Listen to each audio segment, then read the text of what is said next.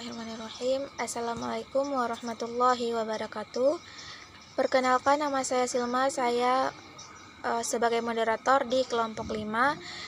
Dengan rekan-rekan saya bernama Muhammad Adim Bahri, Tutu Iswanto Alrio Putra, Putri Isma Hauda, dan Siti Nurjana. Baik, pada kesempatan kali ini kami akan memaparkan materi kami yang berjudul Menuju Kesehatan Mental Prima. Dan materi yang pertama akan saya paparkan sendiri. Yang pertama itu ada perilaku dan kesehatan mental. Yaitu di sini akan membahas bagaimana terbentuknya perilaku. Jadi perilaku dikatakan sehat atau wajar bila perilaku tersebut merupakan perilaku atau respon yang sesuai serta membuat individu menjadi lebih berkembang dan matang. Sedangkan suatu perilaku dianggap terganggu atau tidak sehat bila perilaku tersebut sudah tidak lagi sesuai dengan situasi yang sedang dihadapi, bahkan membuat individu menjadi semakin mengkerut dan menghambat. Perilaku individu tersebut juga ditentukan oleh cara pandangnya terhadap realita dan dunia. Dengan kata lain, bagaimana seseorang memandang dunia dan memaknainya itu akan menentukan bagaimana dia akan menanggapinya. Cara pandang terhadap dunia dan realita ini bisa dikatakan sebagai model. Manusia menghayati dunia melalui model-model yang dibuatnya dan berperilaku seturut dengan model-model tersebut. Menurut Lewis dan Pucelik, model terbentuk melalui proses generalisasi, penghapusan, dan distori. Selanjutnya yaitu wilayah kenyamanan. Model atau cara pandang terhadap dunia yang kita miliki kemudian akan dikenal sebagai sistem nilai yang membimbing cara hidup kita.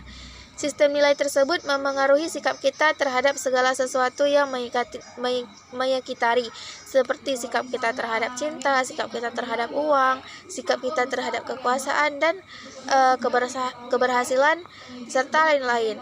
Model atau cara pandang itu menjadi semacam wilayah kenyamanan, sehingga segala sesuatu yang berada di luar wilayah tersebut membuat kita bersikap negatif terhadapnya dan mendorong kita untuk kembali ke wilayah kenyamanan. Jadi untuk bisa berkembang menjadi matang, mengaktualkan potensi yang kita miliki, serta menjadi sehat secara mental, kita perlu menyadari wilayah kenyamanan yang kita miliki. Setelah kita menyadari itu, kemudian kita berusaha memperluas wilayah tersebut, terutama pada wilayah yang bersifat negatif, sehingga kita juga tetap merasa nyaman bila melakukan atau bersikap positif terhadap suatu hal. Baik, saya akan menjelaskan tentang konseling dan psikoterapi. Jadi sini saya menjelaskan tentang pergeseran cara pandang terhadap konseling dan psikoterapi. Nah, salah satu pergeseran terbesar dalam cara pandang terhadap konseling dan psikoterapi ini adalah perubahan paradigma dari model medis ke model kolaboratif. Nah, selain itu pergeseran signifikan lainnya adalah penekanan pada pendekatan yang lebih holistik dalam konseling dan psikoterapi. Jadi selanjutnya ada pergeseran cara pandang terhadap konseling dan psikoterapi. Jadi perkembangan teknologi sekarang ini juga telah mengubah cara kita melihat konseling dan psikoterapi. Jadi sekarang tuh udah ada terapi online yang mana terapi online atau terapi jarak jauh, yang mana terapi ini tuh telah menjadi lebih umum dan lebih dapat diakses. Nah, salah satu aspek penting lainnya dalam pergeseran cara pandang ini tuh adalah pemahaman yang lebih tentang hubungan antara kesehatan fisik dan kesehatan mental. Nah, jadi selanjutnya itu ada pengertian konseling dan psikoterapi. Jadi kita akan menjelaskan konseling. Apa sih itu konseling? Jadi konseling ini adalah suatu bentuk pendekatan, bantuan yang berfokus pada pemahaman dan perubahan individu dalam mengatasi masalah emosionalnya, perilakunya individu, atau hubungannya si individu tersebut. Selanjutnya itu kita lanjut ke psikoterapi. Jadi psikoterapi ini apa sih? Nah, di sisi lain psikoterapi ini adalah bentuk perawatan mental yang lebih mendalam dan lebih intensif. Jadi di antara psikoterapi dan konseling ini tuh mereka tuh mempunyai perbedaan utama. Nah, perbedaan utama itu adalah tujuan utama dari kedua proses tersebut, dan itu akan dijelaskan oleh teman saya. Terima kasih. Selanjutnya itu perbedaan konseling dengan pemberi nasihat. Konseling itu adalah proses yang melibatkan seorang profesional konselor untuk membantu individu menyelesaikan masalah pribadi, emosional, dan interpersonal. Nah, tujuan utama dari konseling ini mengembangkan pemahaman yang lebih baik tentang diri mereka sendiri, masalah mereka, dan strategi yang efektif untuk mengatasinya. Nah, sedangkan pemberi nasihat ini mencakup berbagai jenis bantuan yang diberikan oleh berbagai individu, termasuk itu teman, keluarga, rekan kerja, atau bahkan profesional dalam berbagai bidang. Nah, pemberi nasihat ini melibatkan pemberian saran, informasi, atau paduan kepada individu yang mengalami masalah atau kesulitan. Nah, selanjutnya itu ada tujuan konseling dan psikoterapi. Nah, tujuan konseling itu adalah membantu klien memahami diri mereka sendiri lebih baik dan mencakup mengidentifikasikan pola-pola pikir, emosional, dan perilaku yang mungkin tidak disadari oleh klien tersebut. Nah, sedangkan psikoterapi ini meskipun memiliki beberapa kesamaan dengan konseling, lebih sering digunakan untuk mengatasi masalah psikologis yang serius atau kronis. Nah, tujuan dari psikoterapi ini mencakup aspek-aspek yang mirip dengan konseling tetapi fokus pada yang lebih kompleks. Selamat pagi semuanya. Perkenalkan, nama saya Toto Iswanto Alri Putra. Saya dari kelompok 3. Di sini saya akan menjelaskan tentang fungsi utama dari intervensi psikologis. Nah, di mana di sini ada beberapa fungsi dari intervensi psikologis. Yang pertama ada konseling individual. Nah, konseling individual ini biasa bersifat personal, yang dimana biasa dilakukan secara langsung. Nah, secara detektif itu biasa sifatnya meluas, tergantung pada sisi permasalahan seseorang tersebut dan langsung bagaimana cara mengatasi masalah yang dialami oleh si seseorang tersebut gitu. Yang kedua ada psikoterapi grup.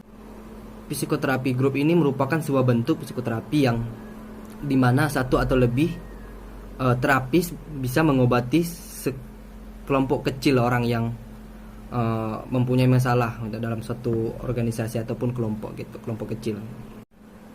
Nah, yang selanjutnya ada terapi keluarga.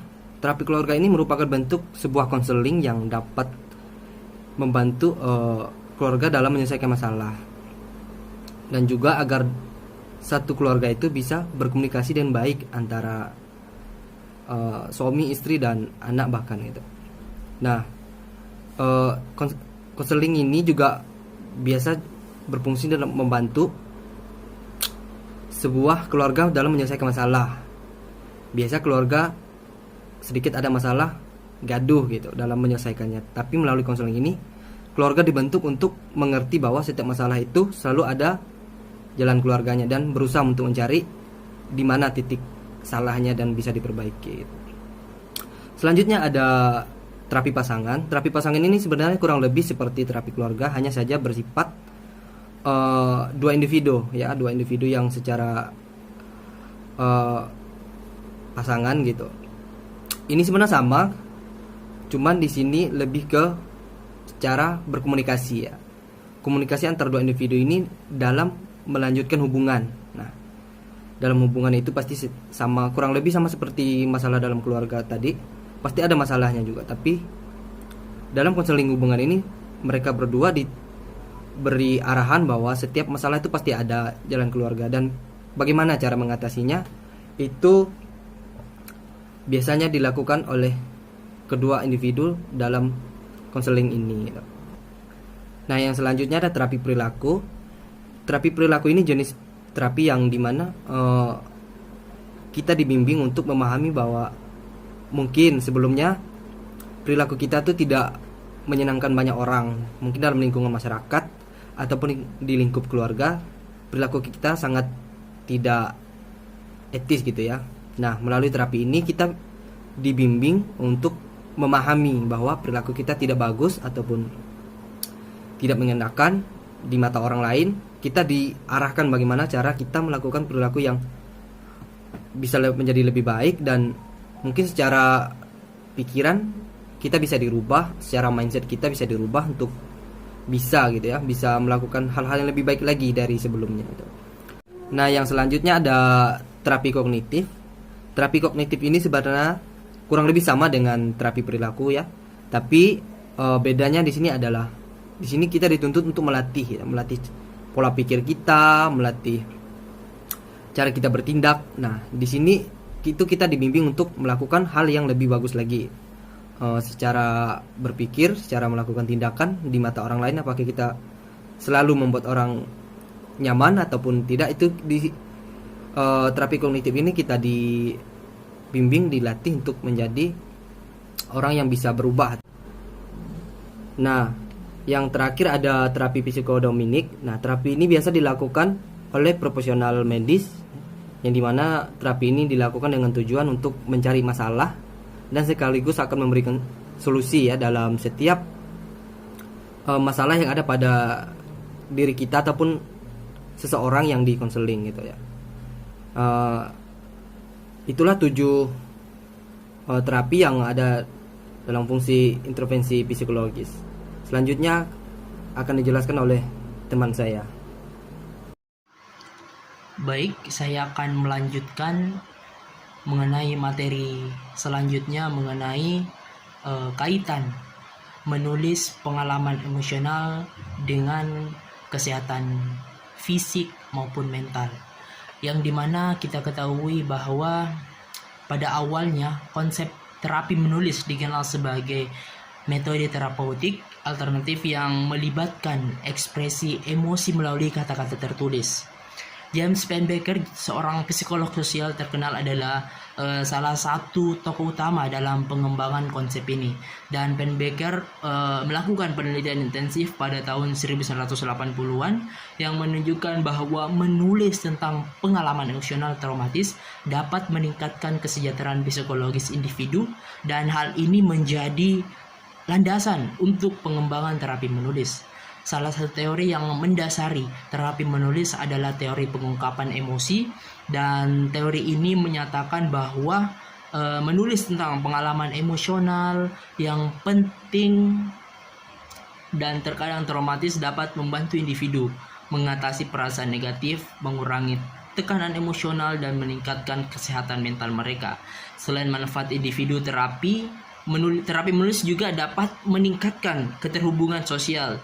Ketika seseorang berbagi tulisan mereka dengan orang lain, hal ini dapat membuka pintu untuk percakapan yang lebih dalam tentang pengalaman emosional.